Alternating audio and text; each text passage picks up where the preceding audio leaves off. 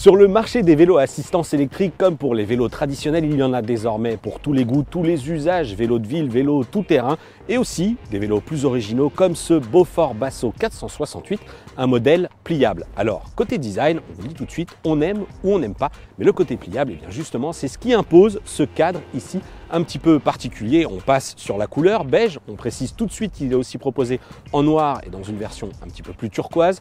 Ici, c'est la conception qui nous intéresse. Regardez, avec quelques gâchettes, je peux tout simplement rendre ce vélo beaucoup plus compact pour le transporter plus facilement évidemment, mais aussi pour le ranger, par exemple dans un appartement ou dans un box ou un garage qui serait déjà très encombré.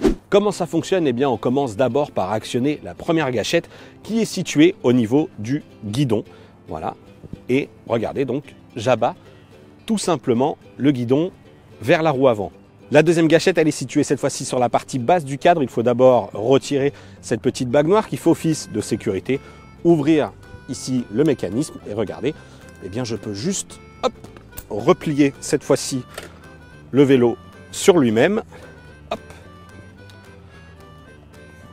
Et voilà, le voilà déjà dans une version plus compacte. Dernière manipulation, pour gagner encore un petit peu de place, on peut abaisser la selle et même rabattre les pédaliers. Là, on ne va pas gagner grand-chose, mais précisons que ces pédaliers, justement, eh bien, ils sont en métal et ce qui garantit donc une bonne durée de vie.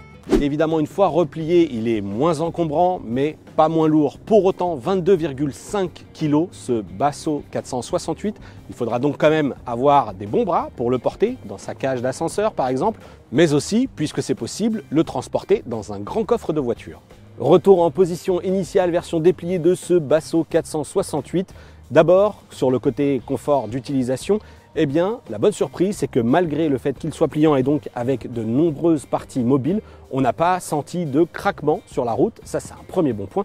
En revanche, côté conception, les petits trous qui rendent ce vélo compact, évidemment, sont moins stables, moins fiables que les grandes roues. Néanmoins, on a apprécié l'utilisation de ce modèle qui est assez maniable et à condition de rester prudent sur les virages un petit peu importants. On n'a pas noté de véritables points faibles sur la tenue de route. Précaution tout de même encore avec les petits trous. Côté autonomie, la grosse batterie qui est à l'arrière lui confère 140 km d'autonomie selon le constructeur. On va franchement modérer cette donnée parce que évidemment ce sera fonction du relief de la route et surtout de votre poids et de votre capacité à emmener ce vélo. Puisque l'assistance du moteur 250 watts qui est installé dans la roue avant, eh bien, se coupe automatiquement à 25 km/h. Pour aller plus vite, il faudra donc forcer sur les jambes et pour avoir plus d'autonomie, eh bien, ce sera la même chose.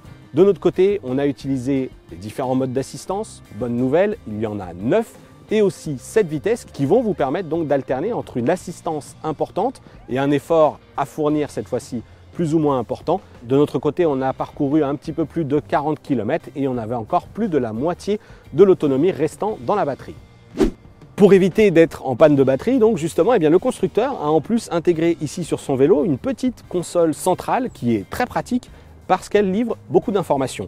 Elle est activée et pilotée depuis un deuxième petit boîtier ici accessible par le pouce de la main gauche et on va y retrouver donc l'autonomie restant dans la batterie, consulter à tout moment les kilomètres qu'on a parcourus, connaître sa vitesse en temps réel et aussi piloter donc les fameux 9 modes d'assistance. Précisons en plus que ce compteur, eh bien, il est doté d'un capteur de luminosité ambiante, ce qui va donc lui permettre de s'allumer lorsqu'on va rouler de nuit, mais aussi activer les éclairages ici à l'avant avec ce système de feu et un autre feu à l'arrière qui lui présente la particularité de s'allumer lorsqu'on freine, un point très important pour avertir les autres usagers de la route. Et puisqu'on en est à vous parler du freinage, sur ce Basso 468, on n'a pas de frein à disque, on a un système classique à l'avant de frein à patins et un système un petit peu plus élaboré à l'arrière avec un système dit à rouleau qui s'assimile en fait à un système de frein à tambour, donc avec un mécanisme à l'intérieur du moyeu. Le gros avantage, eh bien, c'est que lorsqu'il pleut, comme on n'est pas sur un freinage à patins et pas sur un freinage extérieur, eh bien, on n'aura pas de perte d'efficacité. Et on va terminer la présentation de ce Basso 468 avec le temps de charge de la batterie qui est d'environ 4 à 6 heures. Et pour vous faciliter donc la recharge, justement, si jamais vous ne voulez pas monter le vélo jusqu'à une prise, il est évidemment possible de l'enlever très facilement, tout simplement eh bien, en déverrouillant la batterie par le système à clé qui est ici. Voilà. Hop. Et enlever cette batterie qui, attention, est assez lourde quand même.